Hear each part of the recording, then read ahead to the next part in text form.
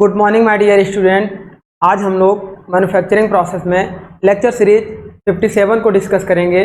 जैसा कि my dear हम लोग अभी मैन्युफैक्चरिंग प्रोसेस में मेटल फॉर्मिंग टॉपिक को स्टार्ट किए हुए थे, जिसमें हम लोगों ने लास्ट लेक्चर में मेटल फॉर्मिंग से रिलेटेड हम लोगों ने रोलिंग टॉपिक को डिस्कस किया, जिसमें हम लोगों ने आपको डिस्कस किया डियर कि रोलिंग क्या होती है, रोलिंग हम लोग जब कर रहे होते हैं तो उसमें क्या क्या टर्मिनोलॉजी आती है। तो आज का लेक्चर हम लोग डियर उसी से रिलेटेड और आगे बढ़ेंगे। तो लास्ट लेक्चर में हम लोगों ने डियर क्या किया था, रोलिंग से रिलेटेड इंट्रोडक्शन आपको बताया था, और इंट्रोडक्शन के बाद हम लोगों ने रोलिंग पे रिलेटिव वेलोसिटी और हम लोगों ने roll velocity, initial velocity, final velocity, thickness, depth, इन सब चीज़ों के बारे में डिस्कस किया था।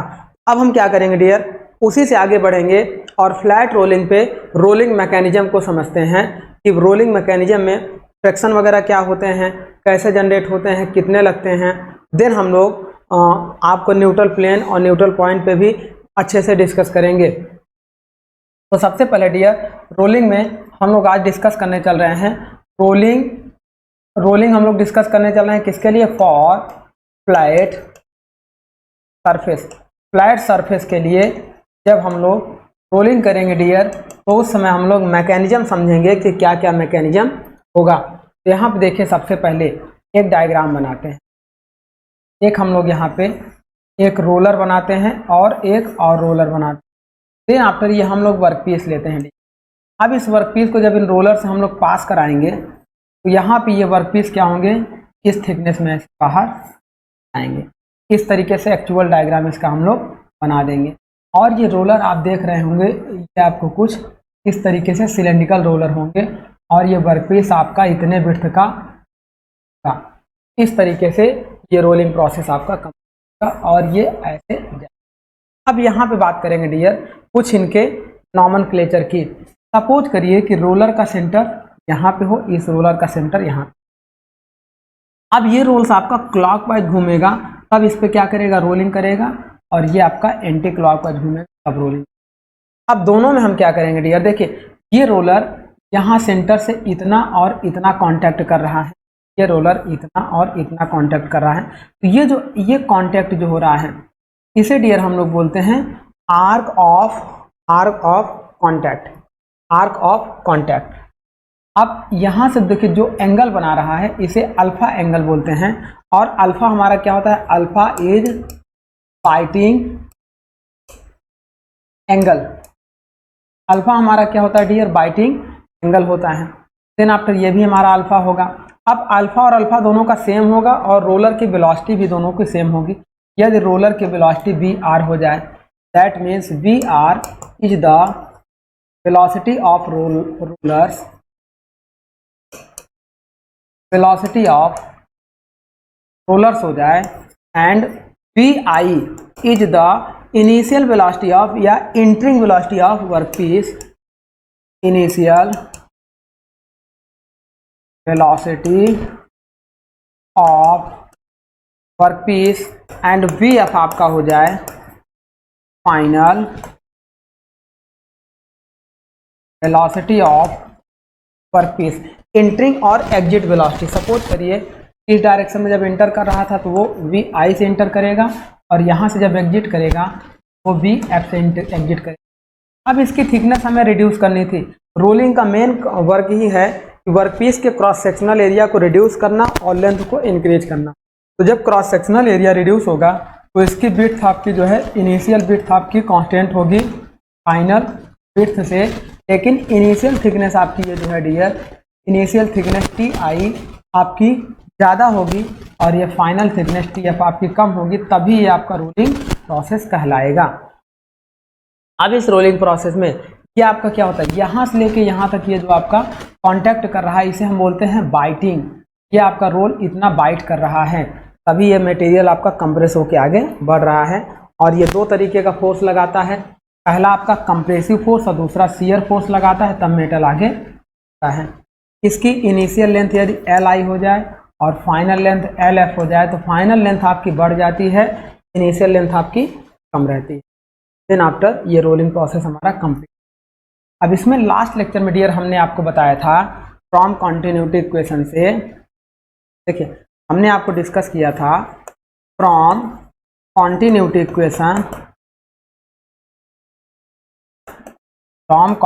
इक्वेशन, हम ये जानते हैं कॉन्टिन्यूटी इक्वेशन आपका मास कंजर्वेशन रूल होता है और बर्नौली इक्वेशन आपका एनर्जी कंजर्वेशन रूल होता है। वह एनर्जी को कांस्टेंट रखता है एवरी पॉइंट पे और कॉन्टिन्यूटी इक्वेशन मास को हर जगह पे कांस्टेंट रखता है। तो इसका मतलब मास कंजर्वेशन के अकॉर्डिंग जितना मास इधर से इंटर करेगा उतना मास हमारा क्या होगा, इधर से एग्जिट करेगा। तो हम ये देखते हैं कि entering mass is equal to exit mass, कोई मास यहाँ से लॉस नहीं हो रहा है। तो इसका मतलब ये 100% हमारा क्या है, नो लॉस नो प्रॉफिट वाला प्रोसेस है। इसे हम लोग जीरो, देखो हम मैन्युफैक्चरिंग प्रोसेस में 3 बताए थे, पॉजिटिव मैन्युफैक्चरिंग, नेगेटिव मैन्युफैक्चरिंग और जीरो मैन्युफैक्चरिंग प्रोसेस। तो जहाँ नो लॉस नो प्रॉफिट वाला आपका वर्क हो उसे हम लोग बोलते हैं जीरो मैन्युफैक्चरिंग प्रोसेस। अब एंट्रिंग पे जो आपका मास आपका जा रहा है वो एग्जिट पे कांस्टेंट होगा। तो इसका मतलब mass of entry is equal to mass of exit के होगा। और एंट्री पे मास जब हम लोग निकालेंगे, मास फ्लो रेट कह सकते हैं, mass flow rate at entry is equal to mass flow rate at exit. तो मास फ्लो रेट जब हम लोग निकालते थे वो होता था एरिया इंटू वेलोसिटी के होता था is equal to area into velocity. ये आपका क्या होता था, फाइनल पे होता था और ये आपका होता था इनिशियल पे होता था। अब एरिया बराबर इनिशियल पे एरिया हम लोग क्या ले लेते थे, इस क्रॉस सेक्शन एरिया की बात कर रहे हैं। ये वाला क्रॉस सेक्शन एरिया हमारा क्या होता था, भैया देखो initial thickness into width, thickness into width बराबर इसका हो गया और सेम उसी तरीके से थिकनेस इंटू विड्थ बराबर इसका हो गया। तो इनिशियल पे हम लोग ले लेते थे thickness T I into width B I into velocity initial पे B I is equal to thickness T F into width B F into velocity B I ले लेते थे। अब हम ये जानते थे कि जब अगर हमारा आइडियल रोलिंग हो रहा होगा तो आइडियल रोलिंग में जो विड्थ आपका इधर होगा वही विड्थ इधर होगा, विड्थ में चेंजेस नहीं आएंगे। तो उस केस में क्या होगा डियर, हमारा विड्थ कैंसिल आउट हो जाएगी, विड्थ आपकी कांस्टेंट रहेगी। तो T I into V I, ये हमारा हो जाएगा T I into V I is equal to T F into V F. अब हम ये जानते हैं डियर कि इनिशियल थिकनेस कम होगी, ज़्यादा होगी, फाइनल थिकनेस कम होगी तभी रोलिंग कहलाएगा। ये थिकनेस घटेगी और ये थिकनेस कम हो जाएगी तभी रोलिंग कहलाएगा। अब इस इक्वेशन को बैलेंस रखने के लिए अगर ये कम हो रहा है, देखो ये ज़्यादा है और ये कम है, तो बैलेंस करने के लिए इस वेलोसिटी को बढ़ाना पड़ेगा, इस वेलोसिटी को घटाना पड़ेगा। तो यहाँ से हमने एक फार्मूला निकाला था, velocity of final is always greater then velocity of initial. और यदि हम यहाँ रोलर की वेलोसिटी आर ले रहे थे तो हमने एक दूसरा फार्मूला बताया था, velocity of final is less than velocity of roller is less than velocity of initial. Very very important formula और रोलिंग प्रोसेस हम लोग लेते थे। अब यहाँ से क्या होगा डियर, इस रोलर की वेलोसिटी कम है किससे, इस वर्कपीस की फाइनल वेलोसिटी से, लेकिन इस रोलर की वेलोसिटी ज़्यादा है इस वर्कपीस के इनिशियल वेलोसिटी से।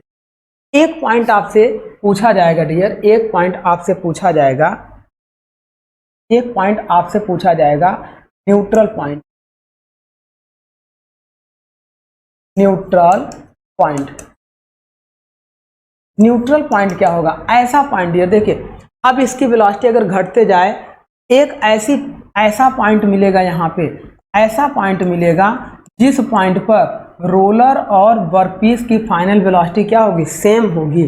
उस पॉइंट को हम लोग बोलते हैं, उस पॉइंट को हम लोग बोलते हैं neutral point.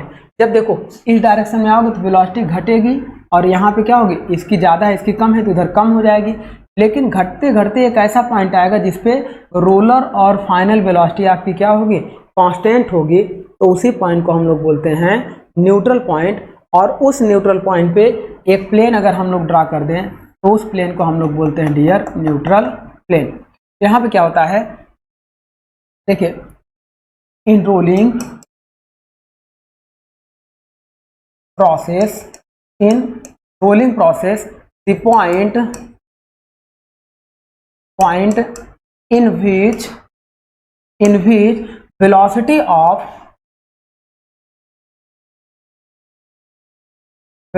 of rolls is equal to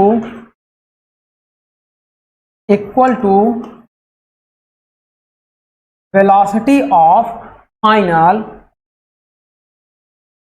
workpiece is called neutral point. अब जहां पर रोल वेलोसिटी वर्कपीस की फाइनल वेलोसिटी के बराबर हो जाए उसे हम लोग न्यूट्रल पॉइंट बोलते हैं। उस न्यूट्रल पॉइंट पे एक प्लेन ड्रॉ करने पर वो हमारा कहलाता है न्यूट्रल प्लेन। तो at this neutral point, at this neutral point draw a plane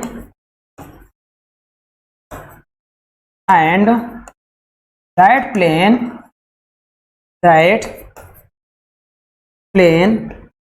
is called neutral plane। उस प्लेन को हम लोग क्या कहते हैं डियर? Neutral plane. अब सारा खेला, सारा प्रॉब्लम या सारी फिनोमिना इसी पे होना है। न्यूट्रल प्लेन के पहले क्या वेलोसिटी होगी, क्या फंक्शन होगा, क्या फ्रैक्शन होगा, न्यूट्रल प्लेन के बाद में क्या वेलोसिटी, फंक्शन और फ्रैक्शन होंगे, इसी सब चीज़ की हम लोग एनालिसिस करने चल रहे हैं। उसके पहले ये तो आपको समझ में आ गया। इसके पहले डियर एक पॉइंट आपको समझा देते हैं, ड्राफ्ट क्या होता है। ड्राफ्ट हमने आपको बताया था, ड्राफ्ट हमने आपको बताया था जितना आप क्या करोगे, मटेरियल को रिड्यूस कर रहे हो थिकनेस को, उसी को हम लोग ड्राफ्ट कहते हैं। तो यहाँ देखो इस मटेरियल को हम लोग इतना रिड्यूस कर रहे हैं इधर से और इतना रिड्यूस कर रहे हैं इधर, दोनों सेम रिड्यूस होगा। अब यहाँ पे देखो यदि इस रोलर का रेडियस r ले लें, इस सेंटर से रेडियस r ले लें, तो यहाँ से लेकर यहाँ तक इसकी वैल्यू क्या हो जाएगी? r हो जाएगी। अब देखो मान लो इस रोलर का ड्राफ्ट हम डेल्टा h/2 इधर से ले लें, डेल्टा h/2 ले लें, तो टोटल ड्राफ्ट हमारा कितना निकलेगा डियर? डेल्टा h के निकलेगा। टोटल ड्राफ्ट हमारा कितना निकलेगा? Delta h। यदि इस डेल्टा h की वैल्यू को निकालना चाहे, डेल्टा h देखो, डेल्टा h/2 डेल्टा h/2 मतलब डेल्टा h कितना ड्राफ्ट हमारा एक सिंगल पास रोल में हो रहा है। तो उसे हम सिंगल पास का मतलब ये है कि एक बार रोलर इसके कांटेक्ट में आया और इसे क्या करेगा? कंप्रेस करके फाइनल यहाँ पे निकालेगा। तो ये हमारा होगा सिंगल पास में रोलिंग में जितना आपका उसके थिकनेस में कमी आएगी ऊपर और नीचे को मिलाकर, उसे हम लोग ड्राफ्ट बोलते हैं। अब इस ड्राफ्ट की वैल्यू कितनी होगी डियर जब इसे हम लोग निकालना चाहेंगे? तो यहाँ से आप देखो इस तरीके से, चलिए इसे हम लोग ड्राफ्ट निकालेंगे। आगे बढ़ते हैं। पहले ड्राफ्ट आपका कितना होता है, देखिए ये आपका हो गया रेडियस r हो गया। अब इस ड्राफ्ट के लिए हम लोग क्या करेंगे? एक फार्मूला जनरेट करेंगे और उस फार्मूले के अकॉर्डिंग ये आपका सारा टोटल पॉइंट्स ये तो अभी हम लोगों ने डिस्कस किया। तो ड्राफ्ट के अकॉर्डिंग देखो पहले तो सिंपल सा आपका रोल्स जो दिखाई दे रहा है, ये आप क्या है? रोल्स हैं। ये आपका वर्कपीस है। इस वर्कपीस की थिकनेस को कम करना था, इस रोल्ड वर्कपीस की थिकनेस को कम करना था। तो ये हमारा हो गया। देन आफ्टर इसी तरीके से हमारे डिफरेंट टाइप्स ऑफ रोलिंग होंगे, इनको हम लोग अभी आगे डिस्कस करेंगे। अगर रेक्टेंगल बार इसके शेप में अंदर जाएगा तो जिस भी शेप में जाएगा उस शेप का वर्कपीस रोल करके बाहर निकलेगा। चलिए यहाँ से हम पहले एक समझते हैं ड्राफ्ट। देखिए यहाँ से हम लोग एक बात समझते हैं ड्राफ्ट। सपोज करिए कि ये आपका रोल हो गया, ये आपका रोल। अब देखिए ये वर्कपीस आपका था,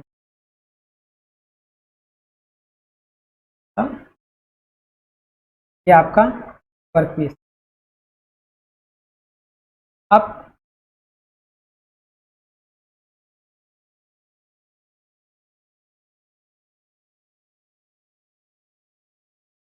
मान लीजिए ये वर्कपीस था, ये वर्कपीस। अब यहाँ पे देखिए ये रेडियस हो गया, इस रेडियस को ये देखिए और ये देखिए। अब इसे हमें क्या करना है कि हम अगर ऐसे इसको आगे बढ़ाएं और ये आपका हो जाए, ये आपका हो जाए, इसे हम लोग आगे बढ़ाएं, यहाँ पे आपको 90 डिग्री मिलेगा। मतलब अगर हम थोड़ा सा बड़ा बनाएं इसको और लार्ज बनाएं तो ये इस तरीके से मिलेगा। ये टोटल रेडियस r हो जाए, ये जो होगा ये इतना से और बड़ा बना, तब आपको समझ में आए। थोड़ा सा आप ऐसा देखो इस तरीके से। यहाँ पे क्या होगा? ये वर्कपीस आपका डियर ये बहुत ज़्यादा नहीं, बहुत थोड़े वर्कपीस को रिडक्ट करता है, क्योंकि मेटल का रिडक्शन करना है, बहुत ज़्यादा ये रिडक्शन नहीं होता है, ये बहुत थोड़ी क्वांटिटी में रिडक्शन होता है। अब यहाँ पे देखो ये हो गया आपका इस रोलर का सेंटर, ये आपका हो गया रोलर का रेडियस। अब ये यहाँ तक आपका कर रहा है, सिमिलर ये रोलर का रेडियस हो गया, सेंटर से ये हो गया, ये भी आर है, ये भी आर है, दोनों आपका रेडियस है। अब यहाँ पे क्या करना है, देखिए ये आपका हो गया वर्क पीस। चलिए अब यहाँ पे देखिए डियर क्या होगा कि हमें क्या निकालना है, देखो इतनी थिकनेस निकालनी है, ये थिकनेस निकालनी है। अगर इस डेल्टा h/2 में 2 का मल्टीप्लाई कर दोगे आपको ये भी थिकनेस निकल जाएगी, ये भी आपका डेल्टा h/2 है। तो यहाँ से आप देखो डियर, जब इसको हम आगे बढ़ाते हैं तो हमें ये थिकनेस निकालनी है, यही डेप्थ हमें निकालनी है। अगर इसे हम लोग डेल्टा h/2 मान लें तो ये डेल्टा h/2 आपकी किसके बराबर में है, देखिए सपोज करिए ये सेंटर O A B, यहाँ B हो जाए, यहाँ पॉइंट C हो जाए, किसी एक की बात कर रहे हैं। तो यहाँ पे क्या होगा डियर, हमें इस ड्राफ्ट को निकालने के लिए देखो ये आपका 90 डिग्री हो गया, ये आपका रेडियस हो गया। अब हमें क्या करना है, इस टोटल हाइट में से इस हाइट को माइनस कर देंगे तो ये हमारा निकल जाएगा। तो पहले हम इस हाइट को निकाल लें, इस हाइट को निकाल लेंगे तो ये क्या होगा, इस डेल्टा h/2 को अगर हम निकालना चाहें तो ये हमारा क्या हो जाएगा डियर, देखो ये रेडियस आपका, रोल्स का रेडियस आपका है r minus total radius r है, माइनस डिस्टेंस क्या कर देंगे OB, माइनस डिस्टेंस OB कर देंगे। अब इस केस में क्या होगा डियर, देखिए अब हमें इस OB की वैल्यू फाइंड करनी है। OB की वैल्यू जब हम लोग फाइंड करना चाह रहे हैं तो ये 90 डिग्री है, तो हमें देखो क्या पता है, ये आपका देखो ये 90 डिग्री है, ये आपका एंगल क्या है, ये एंगल था। अब ये आपका क्या हो जाएगा, ये आपका हो जाएगा बेस परपेंडिकुलर इनटू हाइपोटेनस। अब हमें क्या करना है, परपेंडिकुलर और सॉरी देखो इससे हमें कोई रिलेशन नहीं है, हमें इसको और इसको निकालना है। तो ये हमारा बेस हो गया और ये हाइपोटेनस हो गया, मतलब आधार और कट। तो फार्मूला हमारा क्या लगेगा, कॉस थीटा का लगेगा या कॉस अल्फा का लगेगा। OB निकालने के लिए हम लोग क्या लगाएंगे, कॉस अल्फा बराबर, कॉस अल्फा बराबर क्या होता है हमारा, base upon perpendicular, base upon hypotenuse होता है। बेस आपका क्या है OB अपॉन हाइपोटेनस आपका किसके बराबर में है, R के बराबर में है। देन यहाँ से OB इज इक्वल टू अगर हम निकालना चाहें R कॉस अल्फा की हो जाएगा। अब इस OB की वैल्यू हम देखो, OB निकल गया तो हमें टोटल डेल्टा h/2 निकालना था। देन यहाँ से डेल्टा h/2 इस हाइट को हमें निकालना था, इस ड्राफ्ट को निकालना था। तो टोटल ड्राफ्ट बराबर क्या होगा, R capital R minus OB, ये हो गया कैपिटल R माइनस OB। अब delta h/2 is equal to R की वैल्यू हम लोग देखो, R माइनस OB की वैल्यू कितनी है, R cos alpha, R cos alpha is equal to R अगर हम लोग कॉमन ले लें और इस 2 का यहाँ मल्टीप्लाई कर दें तो यहाँ पे देखो क्या हो जाएगा, delta H is equal to 2R देखो R इधर कॉमन ले लेंगे तो 1 माइनस कॉस अल्फा के हो जाएगा। तो इस तरीके से ये ड्राफ्ट का फार्मूला होगा, delta H is equal to 2R 1 minus cos alpha के बराबर में आएगा। अगर इसे हम लोग D के फॉर्म में कन्वर्ट कर लें तो delta H is equal to 2, देखो R बराबर क्या होता है, D/2 के होता है, 2 into D/2 1 minus cos alpha, that means delta H यानी कि ड्राफ्ट इज इक्वल टू 2 से 2 कैंसिल आउट हो गया, D 1 माइनस कॉस अल्फा के होता है। इस ड्राफ्ट को हमें पता करना पड़ेगा, मतलब इसे फार्मूले को याद रखना है dear, draft is equal to 2R 1 minus cos alpha या delta H is equal to D 1 minus cos alpha where alpha is bite angle. तो इस तरीके से डियर हम क्या करेंगे, इसमें ड्राफ्ट निकाल लेंगे। अब ड्राफ्ट हमने आपको बताया था 3 तरीके का, हमने आपको बताया था relative draft, absolute draft, absolute thickness draft हमने बताया था, एब्सोलूट विड्थ ड्राफ्ट हमने बताया था और एब्सोलूट लेंथ ड्राफ्ट हमने आपको बताया था। तो वो हमने आपको डिस्कस किया था। अब यहाँ पे देखिए डियर, ये ड्राफ्ट हमने निकाल लिया। ड्राफ्ट के बाद अब एक फिनोमिना हमने आपको बताया था, अभी थोड़ी देर पहले हमने आपको एक फिनोमिना बताया था, कौन सा, neutral point and neutral plane. अब उस न्यूट्रल पॉइंट और न्यूट्रल प्लेन के बाद direction of friction and value of friction की बात करेंगे, कोफिशिएंट ऑफ फ्रैक्शन के डायरेक्शन और कोफिशिएंट ऑफ फ्रैक्शन के वैल्यू की बात करेंगे। तो उसके लिए क्या होगा डियर, देखिए हम बात करने चल रहे हैं coefficient of fraction, coefficient of fraction mu. Mu हमारा क्या होना चाहिए डियर, एवरी पॉइंट पे कांस्टेंट होना चाहिए। क्या ऐसा है, आइए देखते हैं। अब हमें ये चेक करना होगा कि क्या एवरी पॉइंट पे वो एक्चुअल में क्या होना चाहिए कि जब ये इस डायरेक्शन में रोल कर रहा होगा तो इसके अपोजिट डायरेक्शन में फ्रैक्शन लगेगा, तभी ये वर्कपीस को आगे बढ़ा पाएगा। फ्रैक्शन क्या करता है, मोशन को रजिस्ट करता है। मोशन के अपोजिट डायरेक्शन में अगर हम मोशन को इस डायरेक्शन में ले जा रहे हैं, कोई वर्कपीस कोई चीज़ इससे टकरा गई, इसे हम इस डायरेक्शन में ले जा रहे हैं, तो जो फ्रैक्शन पैदा होगा वो इसे इस डायरेक्शन में ले जाने की कोशिश करेगा। यदि इसकी वेलोसिटी ज़्यादा होगी, जिसकी वेलोसिटी ज़्यादा होगी, फ्रैक्शन उसी के अपोजिट डायरेक्शन में जनरेट होगा। तो हम ये चेक करते हैं डियर यहाँ पे कि ये जो रोलर मूव कर रहे हैं तो क्या इनकी वेलोसिटी की वजह से एवरी पॉइंट पर, मतलब यहाँ से लेकर यहाँ तक एवरी पॉइंट पे क्या फ्रैक्शन की वैल्यू कांस्टेंट है या फिर कहीं पे बढ़ रही है या कहीं पे घट रही है। क्वेश्चन आपका ऐसे ही पुटअप किया जाता है। आइए चेक करते हैं। अभी थोड़ी देर पहले हमने आपको बताया डियर, एक पॉइंट हमने आपको बताया, सपोज करो ये पॉइंट हमने आपको बताया था, ये पॉइंट आपका क्या हो गया था, यहाँ से लेकर यहाँ तक, इस पॉइंट को हमने क्या बता दिया था डियर, इस पॉइंट को हमने आपको बता दिया था neutral point. Neutral point.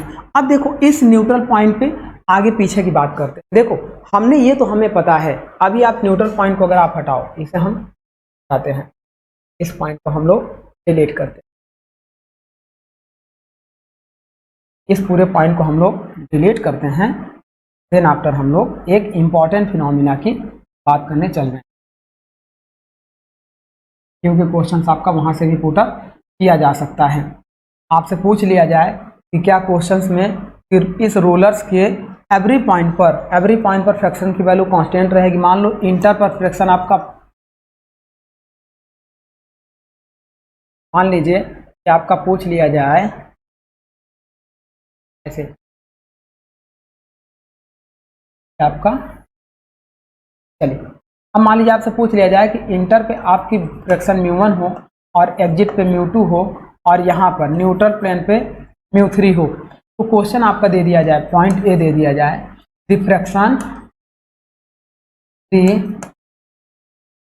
Fraction coefficient mu is in flat rolling process, flat rolling. अब ये आपका डायग्राम बना के देगा, इस डायग्राम के अकॉर्डिंग आपका आंसर देगा, ऐसे देगा μ1 is greater than μ3 is greater than μ2। Option B आपका देगा। देखिए यहाँ पे ये μ2 है, ये μ3 है, ये μ1 है। μ1 is greater than μ3 is greater than μ2। Next आपको देगा, उल्टा कर देगा, μ2 is greater than μ3 is greater than μ1, और सी पॉइंट आपका कह देगा μ1 is equal to μ2 is greater than, ये दोनों ग्रेटर देन होंगे μ3 से, और डी पॉइंट आपका कह देगा μ1 is equal to μ2 is equal to μ3। तो जब हमें इसके बारे में नहीं पता होगा तो इस क्वेश्चन को हम सॉल्व नहीं कर पाएंगे। आइए इसी क्वेश्चन को हम लोग सॉल्व करने की कोशिश करते हैं। तो सबसे पहले डियर देखिए, जब फ्रैक्शन की बात करते हैं तो फ्रैक्शन हम ये जानते हैं, फ्रैक्शन आपका क्या करता है, फ्रैक्शन आपका रजिस्ट करता है मोशन को, रजिस्ट मोशन को आपको क्या करता है, रजिस्ट करता है। जिसकी वेलोसिटी ज़्यादा होती है उसी की वेलोसिटी को उसके अपोजिट डायरेक्शन में रजिस्ट करता है। मान लो एक प्लेन आपका ये हो जाए, यदि ये प्लेन फिक्स हो और ये बॉडी इस पे रखा हो, ये बॉडी अगर इस डायरेक्शन में चलेगा तो इस पे क्या है कि इसकी वेलोसिटी 0 है या कम है इसके रिस्पेक्ट में, तो फ्रैक्शन इसके अपोजिट डायरेक्शन में। अब इसके ऊपर एक वेलोसिटी एक ये रख दिया जाए, अब देखो ये इधर चले, ये इधर चले, अब देखो अगर इसकी वेलोसिटी ज़्यादा हो जाए इसकी कम हो जाए तो इसका फ्रैक्शन इस डायरेक्शन में लगेगा। इस तरीके से हम लोग फ्रैक्शन की डायरेक्शन को फाइंड करते हैं। अब आगे बढ़ते हैं। देखिए यहाँ पे क्या होगा डियर, इस रोल्स की बात करते हैं। जब ये रोल इस डायरेक्शन में मूव कर रहा होगा और ये रोल्स इस डायरेक्शन में मूव कर रहा होगा, हमने आपको बताया था ये जो फाइनल वेलोसिटी है ये ग्रेटर होगी इस रोलर की वेलोसिटी से। अगर रोलर की वेलोसिटी से इसकी वेलोसिटी ज़्यादा होगी तो इसका मतलब देखो ये आपका क्या है, इस डायरेक्शन में मूव कर रहा है, तो यहाँ पे जो फ्रैक्शन होगा इस डायरेक्शन में मूव करेगा। ये आपका क्या होगा, इस डायरेक्शन में फ्रिक्शन आपका लगेगा। देखो वेलोसिटी आपकी क्या है, वर्कपीस की डायरेक्शन में चल रही है और ये रोलर इस डायरेक्शन में मूव कर रहा है, तो इसका मतलब इसकी वेलोसिटी क्या है, ज़्यादा है, तो ये अपोजिट डायरेक्शन में ऐसे फ्रिक्शन लगेगा। सिमिलर ये वेलोसिटी ज़्यादा है तो रोलर इस डायरेक्शन में मूव कर रहा है, तो इसका फ्रिक्शन जो लगेगा डियर वो इस डायरेक्शन में, ये तो हो जाएगी फ्रिक्शन की डायरेक्शन। अब इसको और छोटे कंपोनेंट में तोड़ते हैं, और छोटे कंपोनेंट में जब तोड़ेंगे, कहाँ से, इस पॉइंट से, न्यूट्रल पॉइंट से। अच्छा अब आप देखो डियर, न्यूट्रल पॉइंट के जस्ट पहले जो रोलर आपका ये क्या कर रहा है, इंटरसेक्ट कर रहा है। तो हम ये जानते हैं कि फाइनल वेलोसिटी ज़्यादा होगी, इनिशियल वेलोसिटी कम होगी, लेकिन न्यूट्रल देखो ये कम है तो कम से वेलोसिटी बढ़ेगी, यहाँ पे सेम हो जाएगी और यहाँ से और ज़्यादा बढ़ जाएगी। तो हम ये जानते हैं डियर कि न्यूट्रल पॉइंट से पहले रोलर की वेलोसिटी आपकी, देखो न्यूट्रल पॉइंट के बाद रोलर की वेलोसिटी कम हो जाएगी और फाइनल वेलोसिटी बढ़ जाएगी, लेकिन न्यूट्रल पॉइंट के पहले इस रोलर की वेलोसिटी ज़्यादा होगी और वर्कपीस की वेलोसिटी कम होगी। आप इस चीज़ को अच्छे से समझो, न्यूट्रल पॉइंट के बाद वेलोसिटी ऑफ वर्कपीस ज़्यादा है और रोलर की वेलोसिटी कम है, लेकिन न्यूट्रल पॉइंट पर दोनों की वेलोसिटी सेम है और न्यूट्रल पॉइंट के जस्ट पहले रोलर की वेलोसिटी ज़्यादा होगी और वर्कपीस की वेलोसिटी, ये इनिशियल वेलोसिटी कम होगी। यही तो रिलेशन आपको हमने बताया है, V final is greater then V roller is greater then V initial. तो ये आपको इसी रिलेशन से पता करना है।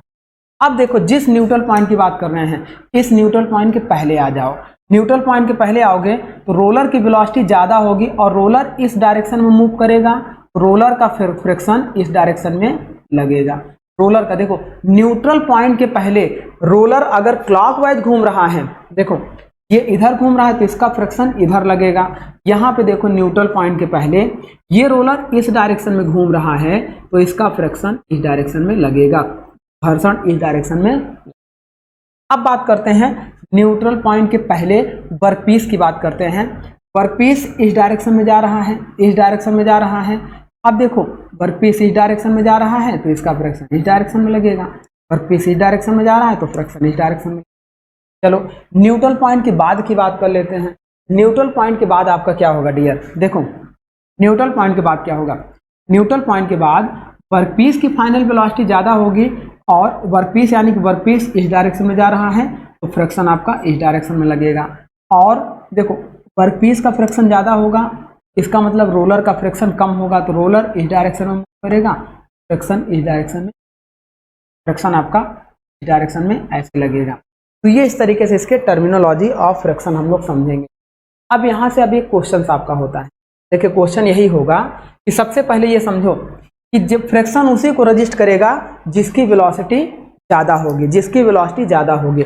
अगर न्यूट्रल पॉइंट के पहले बात करें, न्यूट्रल पॉइंट के पहले बात करेंगे तो यहाँ पे आप देखो कि किसकी, रोलर की वेलोसिटी ज़्यादा है, रोलर की वेलोसिटी ज़्यादा है, तो जो रोलर में लगने वाला फ्रिक्शन फोर्स है वो ग्रेटर होगा फ्रिक्शन फोर्स बिटवीन वर्कपीस के।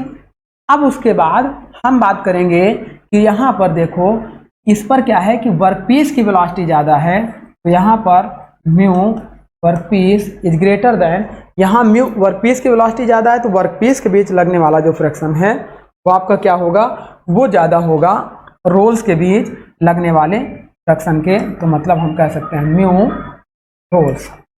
तो अब यहाँ से देखो ये हमें ये रिलेशन बनाना है। क्वेश्चन आपका पूछेगा कि क्या स्टार्टिंग, एंड और मिडिल पॉइंट तीनों पे आपका फ्रिक्शन कांस्टेंट होगा, तो आपका यूनिफॉर्म फ्रिक्शन नहीं होगा, यूनिफॉर्म फ्रिक्शन नहीं होगा।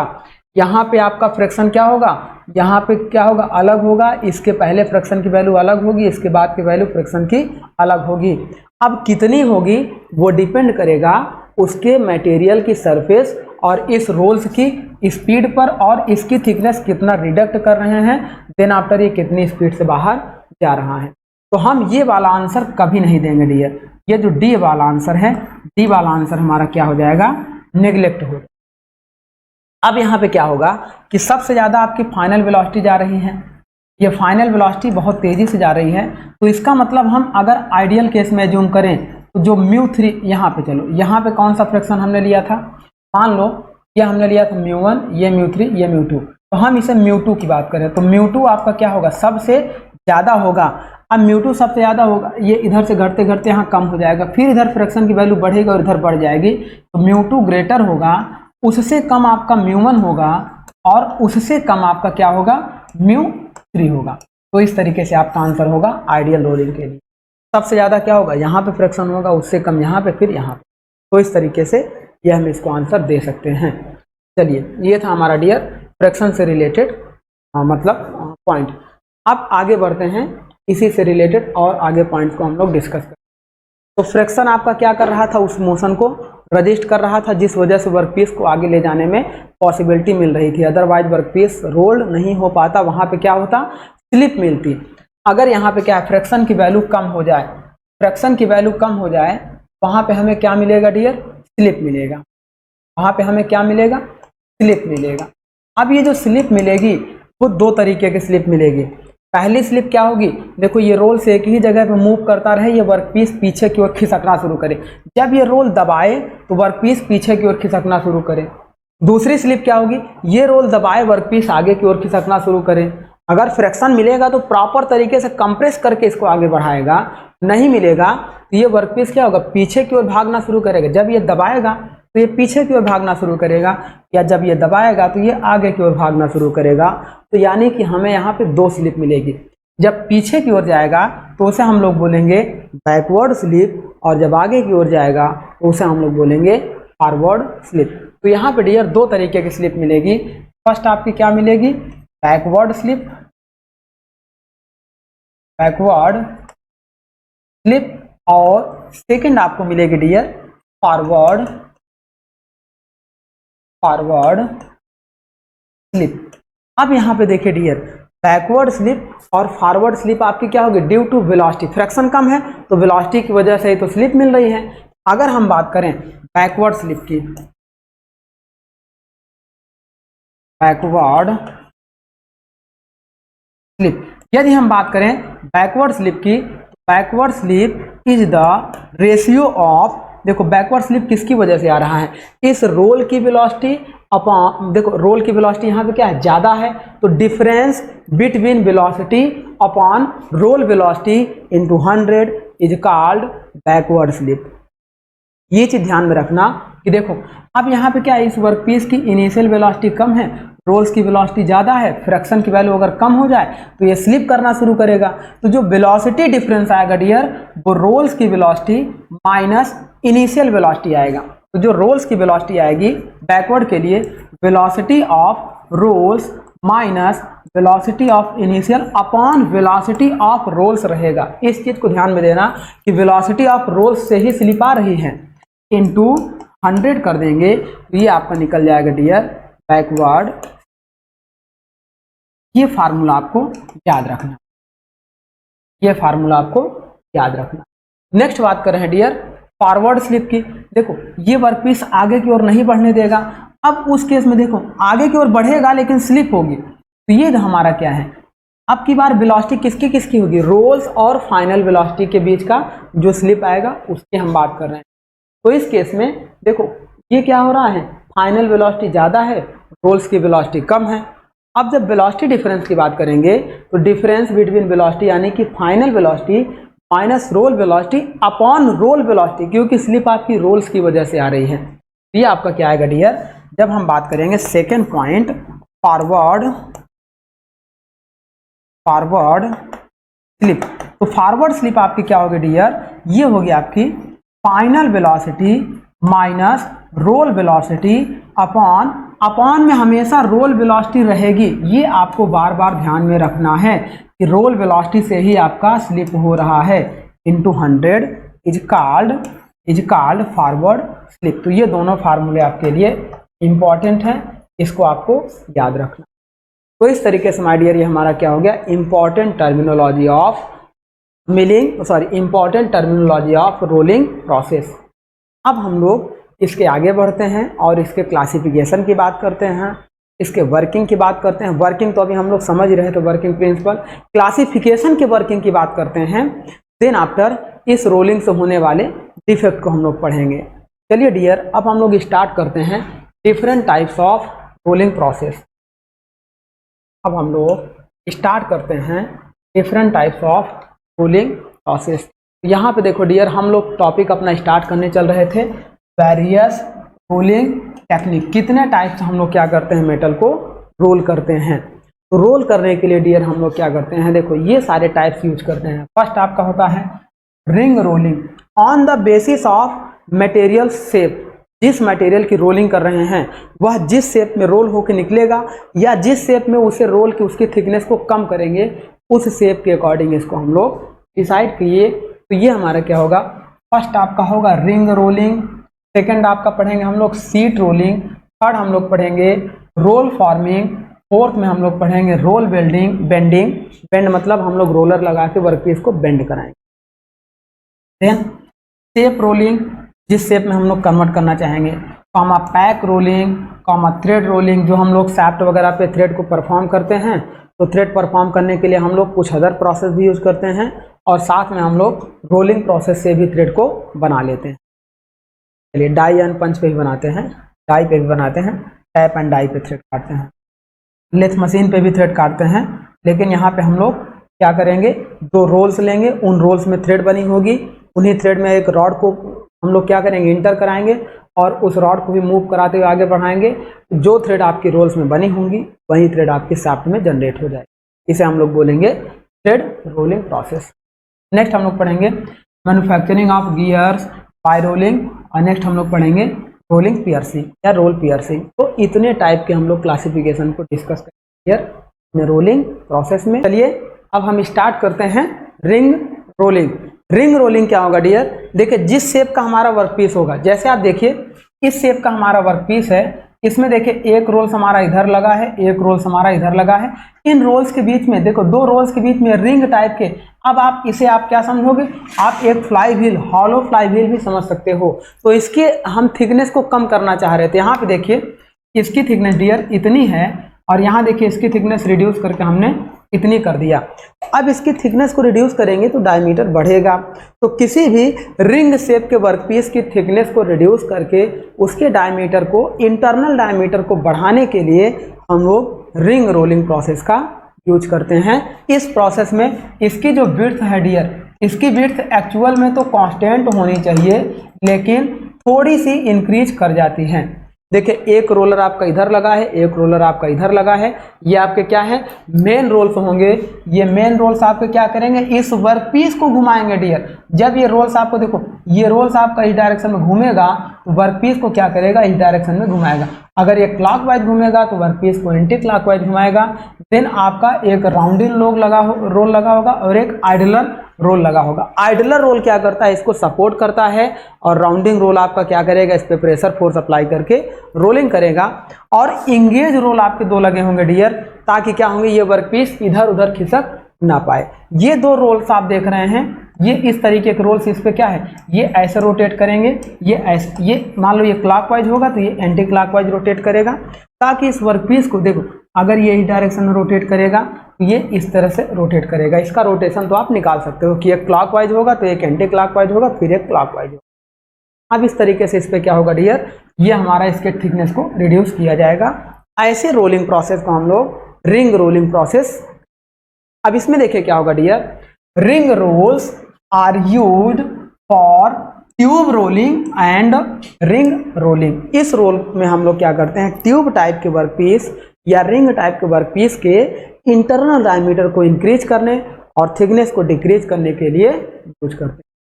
देन आफ्टर देखिए dear, as the rolls squeeze and rotate, जब रोल्स हमारा उस पर रोटेट करे और दबाएगा, प्रेशर फोर्स अप्लाई करेगा, then the wall thickness is reduce and the diameter of the ring is increase.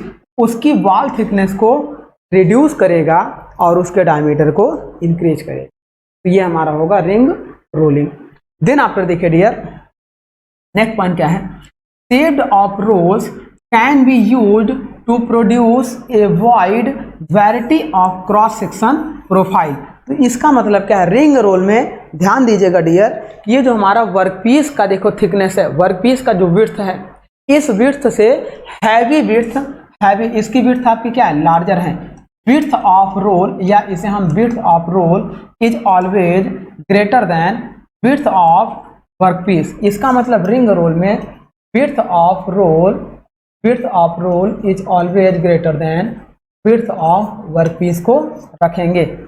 इस तरीके से ये रोलिंग होगी। देखिए इसकी भी विड्थ आपकी ज़्यादा है, इसकी भी देखो आपके क्या है, आइडलर रोल की भी विड्थ ज़्यादा है, राउंडिंग रोल की भी ज़्यादा है, और मेन रोल या ड्राइवर रोल की भी विड्थ ज़्यादा है। ये हमारा हो गया। अब इस तरीके से आगे बात करते हैं sheet rolling process. Sheet rolling process क्या होगा डियर, अब देखो रोलर होगा, इस रोलर में हम लोग क्या बिलेट को आगे प्रोवाइड करवा रहे हैं। अब ये जैसा देखो, ये रोलर का शेप जैसा होगा, ये जो आप बाहर आउटपुट देख रहे हो, ये इनपुट के रूप में हम लोग क्या देते हैं, इनपुट के रूप में या तो हम लोग इस पे क्या लगाएंगे, देखो इनगॉट लगाएंगे, या इस इनगॉट से जो हम लोग प्रोड्यूस कर रहे हैं हम लोग क्या लेंगे, billet comma bloom comma billet bloom comma slab. इन बिलेट ब्लूम या स्लैब को इस रोल के इस डायरेक्शन से हम लोग इंटर कराएंगे। जब ये रोल देखो, ये आपका इस डायरेक्शन में मूव करेगा और ये आपका इस डायरेक्शन में मूव करेगा, तो इस तरह से वर्कपीस बाहर आएगा और इस शेप में, जिस शेप का यहाँ पे स्लॉट कटा होगा, ये अपने शेप को चेंज करता हुआ आगे बढ़ाएगा, उसकी थिकनेस को रिड्यूस करते हुए। तो ये आपका होगा। देखो यहाँ पे ये रोल्स को हमने इस शेप का बनाया हुआ है, तो ये हमारा ये रोल्स यहाँ इस शेप का बना हुआ है, तो ये वर्कपीस आपका इस शेप का चेंज होता हुआ बाहर निकलेगा। तो हम क्या कर रहे हैं, क्रॉस सेक्शन एरिया को घटा भी रहे हैं और क्रॉस सेक्शन एरिया को चेंज भी कर रहे हैं इन रोलिंग प्रोसेस। यहाँ पे देखो रेल की पटरी को इस तरीके से हम ऐसे रोलिंग प्रोसेस से कन्वर्ट करके बना ले रहे हैं। तो ये हमारा हो गया डियर रोल फॉर्मिंग ऑपरेशन, जिसमें हम लोग जिसे बोलते हैं sheet rolling process. Sheet rolling process में हम लोग क्या करते हैं, देखिए dear, in sheet rolling the cross sectional thickness of the material is reduce. Material की क्रॉस सेक्शनल थिकनेस को हम लोग कम करते हैं और उसको लेंथ को इंक्रीज करते हैं रिंग इस तरीके के सीट रोलिंग प्रोसेस में। Then after roll bending. Roll bending operation क्या होगा डियर, बेंडिंग का मतलब बेंड करना। जैसे देखिए ये आपकी सैफ्ट हो गई, अब इस सैफ्ट को देखिए लेंथ आपकी स्ट्रेट है, अब इसे अगर हमें बेंड करना हो, इस सैफ्ट पे हम लोग क्या करेंगे, एक रोलर लगा देंगे। देन आफ्टर ये सैफ्ट हमारी इस तरीके से बेंड हो जाएगी। ये यहाँ पे रोलर लगाकर इस पे हम लोग रोल करा देंगे। जैसे फॉर एग्जांपल यहाँ पे आप देखो ये रोलर लगा के हमने रोल करा दिया, और यहाँ पे क्या है, ये हमारे ड्राइवर रोल हो गए, मेन रोल्स जो रिस्पॉन्स करेंगे इसको बेंड करने के लिए, और ये हमारे क्या है, सपोर्टिव रोल्स,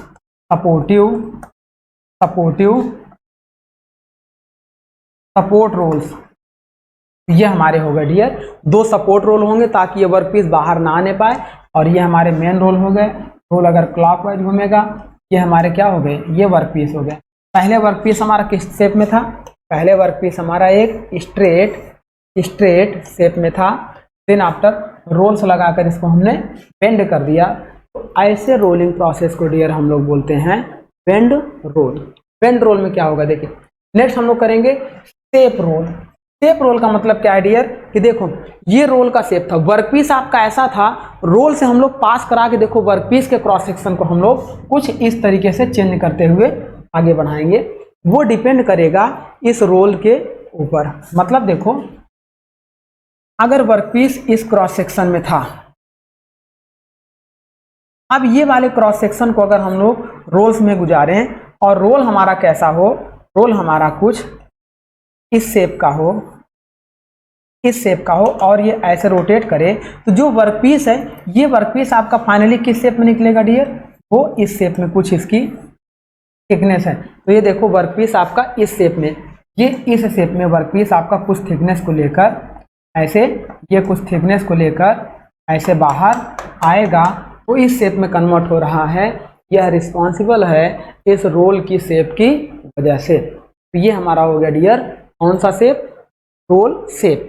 देन आफ्टर हम बात करेंगे पैक्स रोल शेप। ये हमारा था, देखिए शेप रोलिंग हमारा क्या था, in addition to flat rolling comma various shape can be produced by the shape rolling. Shape rolling के थ्रू हम फ्लैट सरफेस को डिफरेंट टाइप ऑफ शेप में कन्वर्ट कर लेंगे, इसे हम लोग बोलते हैं shape rolling. And comma solid parts with various cross section like that channels comma I beam comma railroad comma etcetera. जैसे इसे भी हम लोग देखिए डियर, ये जो हमारा एग्जाम्पल दिखाई दे रहा है, अगर बाहर हमारी रेक्टेंगल ब्लेड इंटर कर रही हो और इस शेप में बाहर आ रहा हो तो इसे हम लोग बोलेंगे शेप रोलिंग प्रोसेस। नेक्स्ट हम लोग बात करेंगे डियर पैक रोल।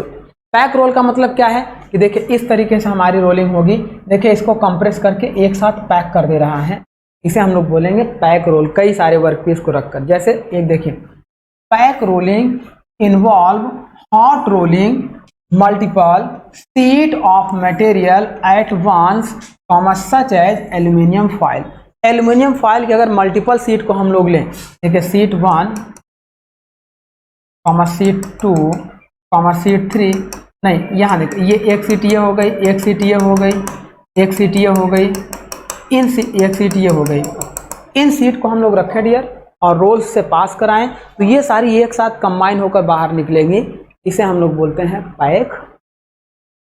देन अब देखिए, a thin surface oxide film prevent there welding के लिए इसका हम लोग यूज करते हैं पतली सरफेस बनाने के लिए, कॉमा। नेक्स्ट हम लोग बात करते हैं थ्रेड रोल। थ्रेड रोल क्या है डियर, हम लोग टैप से भी थ्रेड बना लेते हैं, लेथ मशीन पर भी थ्रेड बना लेते हैं, स्पेशल थ्रेड मेकिंग मशीन भी आती है, लेकिन यहाँ पे हम लोग थ्रेड का फॉर्मिंग इस रोलिंग से भी करते हैं। इसमें क्या करते हैं डियर, देखिए जैसे ये हम लोग पढ़ेंगे थ्रेड रोल, इसमें हमारा क्या है, ऐसे देखिए ये हमारे क्या है थ्रेड रोल्स हैं। अब इस थ्रेड रोल्स में ये हमारे क्या है सैफ्ट है, ये वर्कपीस है। इस वर्कपीस को हम लोग रोटेट भी कराएंगे और आगे की तरफ बढ़ाएंगे भी। तो जब ये रोटेट करता हुआ आगे बढ़ेगा इन रोल्स के क्रॉस सेक्शन से होता हुआ, तो ये जो रोल्स पे जो थ्रेड बनी हुई हैं, इस थ्रेड की वजह से जब इस पे प्रेशर फोर्स लगेगा तो ये देखो इस पे थ्रेड बननी शुरू होगी और ये जहां तक हमें थ्रेड बनानी होगी उतनी दूर तक आगे ले जाएंगे और ये थ्रेड हमारी बन जाएगी। ये देखो डिपेंड करता है इसके वर्कपीस की रोटेशन और एक्सियल डायरेक्शन की स्पीड पर। इसी को हम लोग बोलते हैं डियर थ्रेड रोलिंग प्रोसेस। इसमें देख लीजिए ये हमारा क्या है, it is used to produce thread in large quantities. इसका उपयोग हैवी क्वांटिटी में सैफ्ट पर थ्रेड को प्रोड्यूस करने के लिए किया जाता है, comma. This is a cold forming process in which the thread are formed by rolling a thread blank between the hardened die. देखो ये हमारा क्या है, एक कोल्ड वर्किंग प्रोसेस होता है जिसमें हम लोग एक थ्रेडेड डाई के अंदर एक ब्लैंक को इंटर कराते हैं। थ्रेडेड डाई हमारी क्या है, ये है, और ये कैसी होगी, हार्ड होगी, हार्ड फेस सरफेस की होगी, comma. Then hardened die and that case the metal to flow readily into the desired shape, then thread are performed, comma, no metal is removed greater strength। देखो tap वगैरह में क्या है, अगर हम tap से थ्रेड बनाएं या लेथ मशीन पे थ्रेड बनाएं तो जहां पे थ्रेड हमारी बनेगी, देखिए ये मान लीजिए ये आपका वर्क पीस हो गया। अब इस पे ये जो थ्रेड हमारी बनेगी अगर लेथ मशीन पे बनाए या टैप पे बनाए तो ये जो गैप है इसका मटेरियल आपका क्या है, रिमूव करना पड़ेगा। अब रिमूव होगा तो ये हमारे लिए एक प्रकार से लॉस है क्योंकि वो मटेरियल हमारे लिए वेस्टेज हो गया। तो इस तरह से हम क्या करेंगे, इस टैप थ्रेड कह रहे हैं, इस थ्रेड रोलिंग में कोई भी मटेरियल विदाउट रिमूव किए हम लोग थ्रेड को जनरेट कर लेते हैं। ये सबसे बड़ा एडवांटेज, कॉमा। आगे देखिए ग्रेटर स्ट्रेंथ भी आपकी मिलेगी क्योंकि कोल्ड वर्किंग प्रोसेस में लगभग हम लोग इसे थ्रेड बना रहे हैं, और स्मूदर सरफेस मिलेगी and harder and more wear resistant surface are produce on thread rolling. तो ये इसके क्या है डियर, एडवांटेज हैं। नेक्स्ट बात करते हैं, major diameter is always greater than the diameter of the blank. अब यहाँ देखिए, major diameter is greater always greater than the diameter of blank. ये जो ब्लैंक का डायमीटर है, इससे ज़्यादा लार्ज डायमीटर का आपका क्या होना चाहिए, इस थ्रेड रोल का डायमीटर होना चाहिए। Then blank diameter is little larger than the pitch diameter of the thread and restricted to ductile material. यह केवल और केवल हार्ड और ब्रिटल मटेरियल के लिए इस प्रोसेस को यूज करेंगे, डक्टाइल के लिए नहीं, क्योंकि डक्टाइल में क्या है, मेटल फ्लूइबिलिटी ज़्यादा होती है। अब आगे बढ़ते हैं, manufacturing of gears bye rolling process. देखो, गियर बनाने के लिए हम लोग क्या करते हैं, गियर हब का यूज करते हैं।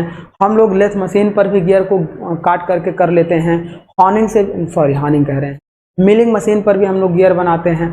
तो इस तरीके से मिलिंग कटर से भी गियर बना लेते हैं, हॉबिंग से भी बना लेते हैं, और मैन्युफैक्चरिंग बाय गियर रोलिंग से, मतलब डिफरेंट टाइप से बनाते हैं। तो गियर रोलिंग से हम लोग क्या करेंगे डियर, देखिए एक हमारे पास ब्लैंक है। अब इस ब्लैंक पे हमें क्या करना है, टीथ जनरेट करना है। टीथ जनरेट करने के लिए हमारे पास देखिए गियर रोल्स होंगे, 2 गियर रोल्स होंगे, एक गियर रोल्स ये होगा, एक गियर रोल्स ये होगा।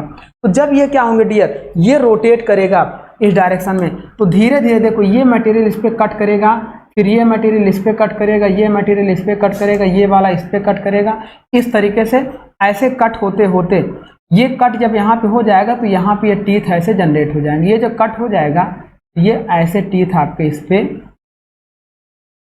ये इस तरीके से टीथ आपके इस पे जनरेट हो जाएंगे। ये प्रॉपर जितनी डेप्थ आपकी इस पे थी उतनी डेप्थ का टीथ हमारा इस पे इस तरीके से जनरेट हो जाए। तो अब ये क्या होगा, ये मटेरियल तो रिमूव हो गया, ये मटेरियल ये रिमूव हुआ इस टीथ की वजह से, तो यहाँ पे जितना गैप था उतने गैप का ये हमारा टीथ बन जाएगा। इस प्रोसेस को डियर हम लोग बोलते हैं manufacturing of gear bye rolling process. और इन दोनों का इंगेजमेंट ऐसा रखते हैं कि इसका टीथ जहाँ पे कट कर रहा है इसका भी टीथ उसी पॉइंट पे कट करना चाहिए, अदरवाइज ये पॉसिबल नहीं। तो ये पता चला कि ये वाला यहाँ पे कट कर रहा है और अगला वाला टीथ आके यहाँ पे कट कर जाए तो ये पूरा फिर से एक ब्रोकन टीथ का गियर बनेगा। तो ऐसा हमें नहीं अचीव करना। आगे देखिए इसमें क्या होगा, the straight and helical teeth of disc और rod type external steel gear of small and medium diameter and module are generated by cold rolling. तो गियर प्रोसेस को जब हम लोग टीथ जनरेट करते हैं तो कोल्ड रोलिंग प्रोसेस से, देखो यहाँ मेंशन कर देगा, जहाँ मेंशन करेगा इसका मतलब यहाँ कोल्ड रोलिंग करेंगे। और जो टीथ हम लोग जनरेट करते हैं डियर, टीथ हमारे पास गियर के कितने टाइप के होते हैं, ये 2 टाइप के होते हैं। एक होते हैं इन्वॉल्यूट,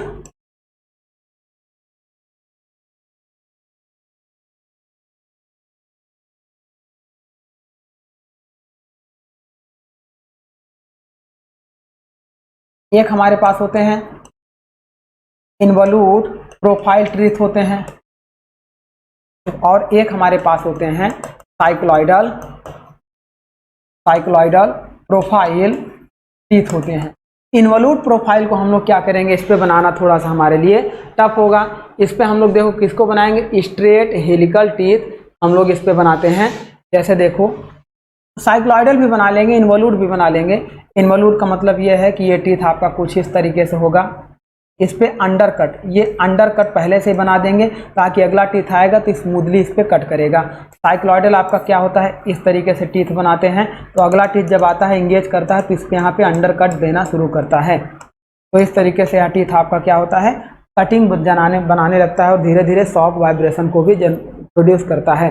लेकिन इस टीथ की स्ट्रेंथ ज़्यादा होती है क्योंकि ज़्यादा मटेरियल यहाँ पे होता है, इस पर कम इतना नहीं होता है। इस टीथ को हम लोग ऐसे बनाते हैं, ऐसे बनाते हैं। मटेरियल होता है लेकिन कुछ कम मटेरियल होता है, इतना मटेरियल रिमूव कर दिया जाता है, तो इसकी स्ट्रेंथ कम होगी, इसकी स्ट्रेंथ ज़्यादा होगी, लेकिन हाई स्पीड पे इसी को हम लोग यूज करते हैं। तो ये सारे टीथ के फिनोमिना होते हैं। आगे बात करते हैं। अब देखिए, high accuracy and surface finish are achieved employed for high productivity and high quality costly machine के लिए भी हम लोग इसका यूज करते हैं। हाई प्रोडक्टिविटी का मतलब given a certain time more and more number of product are achieved, this is called high productivity।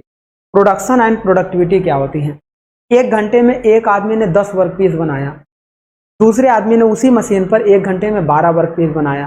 अब यहाँ पे क्या है कि जो 10 घंटे में एक आदमी बना रहा है वह अपने खुद के लिए प्रोडक्शन कर रहा है, दूसरे व्यक्ति ने 1 घंटे में 12 वर्क पीस बनाया सेम उसी मशीन पर, तो वह खुद के लिए प्रोडक्शन, मतलब प्रोडक्शन पहले आदमी का 10 है, दूसरे आदमी का 12। पहले आदमी का देखो, अगर हम बात करें 1 आवर में, फर्स्ट बात करें 1 आवर्स में क्या है कि 10 पीस का प्रोडक्शन कर रहा है, 10 पीस का प्रोडक्शन कर रहा है, तो यह इसका प्रोडक्शन रेट हो जाएगा। प्रोडक्शन रेट आपका हो जाएगा 10 पीस पर आवर। और दूसरे व्यक्ति ने क्या किया कि उसी मशीन पे, सेम मशीन पे उसने क्या किया कि 1 आवर में उसने 12 पीस को बनाया, 12 पीस को बनाया, तो इसका प्रोडक्शन रेट, इसका जो हो गया प्रोडक्शन रेट, उसका प्रोडक्शन रेट हो गया 12 पीस पर आवर का हो गया। अब यहाँ पे प्रोडक्टिविटी क्या होगी, प्रोडक्टिविटी आपकी होगी dear, in same hours the production rate difference is called productivity. In same time and machine, एक मशीन हो, same time and same machine, the difference between production rate is called productivity. The difference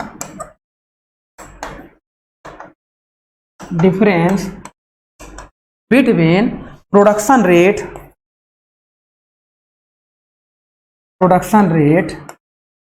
is called productivity. अब किसी चीज की productivity बढ़ रही है तो इसका मतलब क्या है, अच्छा इसकी प्रोडक्टिविटी निकालना था तो ये हम कर लेंगे 12 माइनस 10 इज इक्वल टू 2 आएगा।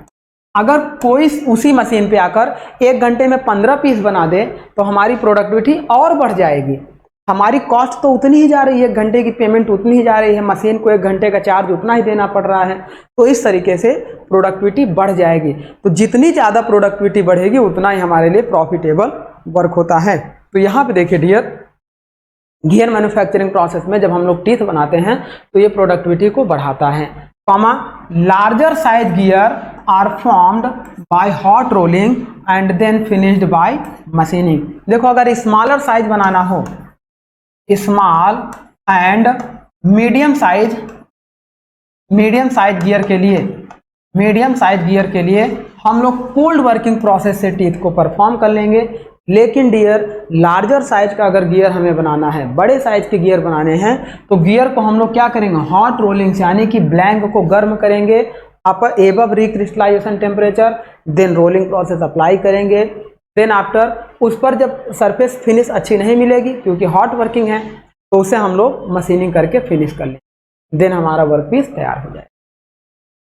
तो ये हमारा हो गया। नेक्स्ट हम लोग पढ़ेंगे रोल पियर्सिंग। जैसे हम लोग पंचिंग प्रोसेस पढ़ते हैं उसी तरीके से पियर्सिंग प्रोसेस हम लोग पढ़ते हैं। ये हमारे क्या होते हैं, रोल्स होते हैं। देखिए यहाँ पे आप देखिए इस तरीके से, ये मान लो ये कोई वर्क पीस ऐसे इस पे एंटर करे, ये रोल्स हो जाए तो ये इस तरीके से इस शेप में कन्वर्ट होता हुआ बाहर निकलेगा। तो इसी को हम लोग बोलते हैं पियर्सिंग प्रोसेस। इसमें देखिए क्या होगा, the billet or rounded stock is rolled between 2 rolls, both them rotate in the same direction with their